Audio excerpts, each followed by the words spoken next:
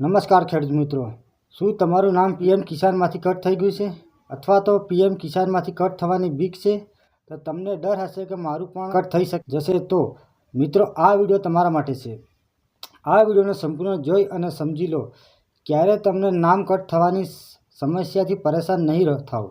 આજના આ વિડીયોમાં આપણે જાણીશું કે કેવા સંજોગોમાં પીએમ કિસાનમાંથી નામ કટ કમી થાય છે, કઈ ભૂલના કારણે થાય છે, નામ કટ ન થાય તેના માટે શું કરવું અને કઈ કઈ સાવચેતી રાખવી, તેમજ કઈ કઈ બાબતોનું ધ્યાન રાખવાનું, એ વિશે વાત કરવાનો છું. તો આ વિડીયોનો અંત સુધી જુઓ. હું તમને તમારી એવી એક ભૂલ જે મોટાભાગના ખેડૂતો કરે છે તે વિશે વાત કરવાનો છું. તો વિડીયોનો અંત સુધી જુઓ.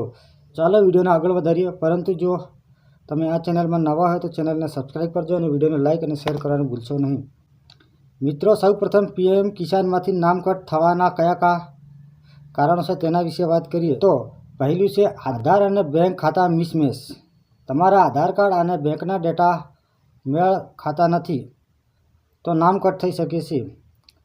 બીજું કારણ છે મોબાઈલ નંબર ઓટીપી અથવા તો ઓટીપી સમસ્યા. જો આધારમાં તમારો રજિસ્ટર્ડ મોબાઈલ નંબર નથી તો તમને ઓટીપી આવવાની સમસ્યા થઈ શકે છે. ત્રીજા નંબર છે ડુપ્લિકેટ અથવા ખોટી એન્ટ્રી. અહીં તમે ખેડૂતોની યાદીમાં તમારું નામ ડબલ વખત છે અથવા સ્પેલિંગ ખોટી જણાય તો આ પ્રકારની સમસ્યા તમને થઈ શકે છે.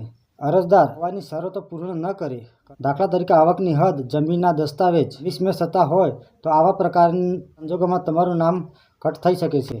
મિત્રો, આ તો આપણે પીએમ કિસાનમાંથી નામ કટ થવાના કારણો વિશે વાત કરીએ. શું તમારું નામ પણ પીએમ કિસાનમાંથી કટ તો નથી થઈ ગયું? એ ચેક કરવા માટે સૌપ્રથમ પીએમ કિસાન પોર્ટલની મુલાકાત લો. અહીં ફાર્મર કોર્નરમાં બેનિફિશિયરી સ્ટેટસમાં જાઓ.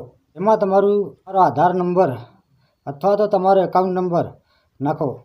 નંબર નાખ્યા પછી સ્ટેટસમાં તમને બતાવે કે તમારું નામ કટ છે કે નહીં. જો કટ થયું હોય તો રિજેક્ટ લખેલું આવશે. સ્ટેટસમાં જોયા પછી જે ખેડૂતનું નામ કટ થઈ ગયું, ખેડૂત મિત્ર ટેન્શનમાં આવી જાય છે અને મૂંઝાયા કરે છે.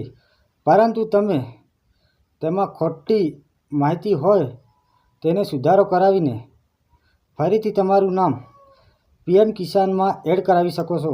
માટે તમારે તમારા બેંક ખાતા અને આધારની માહિતી અપડેટ કરવી પડશે, એ પણ પીએમ કિસાન પોર્ટલ પર. પીએમ કિસાન પોર્ટલ પર આધાર અપડેટ પર રિક્વેસ્ટ સબમિટ કરો. ગ્રામ પંચાયત અથવા CSCમાં જઈને નામ સુધારો ફોર્મ ભરીને અહીં એના માટે જરૂરી પ્રૂફ આપવાની જરૂર રહેશે, જેવી કે આધાર કાર્ડ, રેશન કાર્ડ, જમીનના દસ્તાવેજ વગેરે.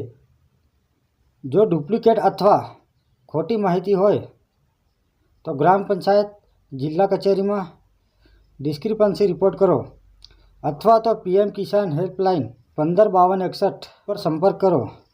સંપૂર્ણ માહિતી અપડેટ થઈ ગયા પછી આગળના હપ્તા માટે ઓટો ચેક થાય છે અને ત્યારબાદ તમને તમારા અટકેલા પૈસા તમને મળી જાય છે.